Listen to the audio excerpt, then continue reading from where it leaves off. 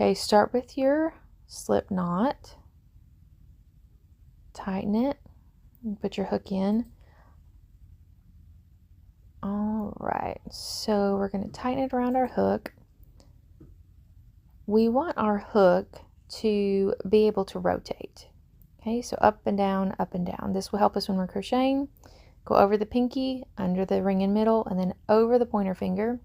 And you're going to hold the yarn with your thumb and middle finger, using your pointer finger to tighten the yarn between your finger and the hook.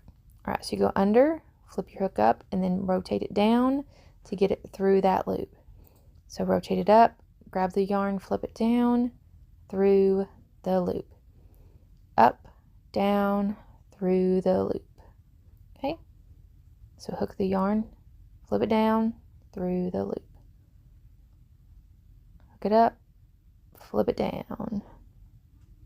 Okay, grab the yarn and pull it through. That's called a yarn over because the yarn goes over your hook, even though most people think just about the movement of the hook, but it is the yarn going over. So that's what you see, yarn over. That's what that means. You're just grabbing the yarn by going below it.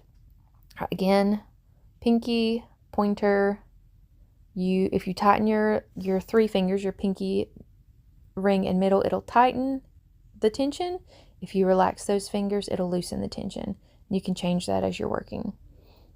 So just a few more chains so you can see it again. Okay,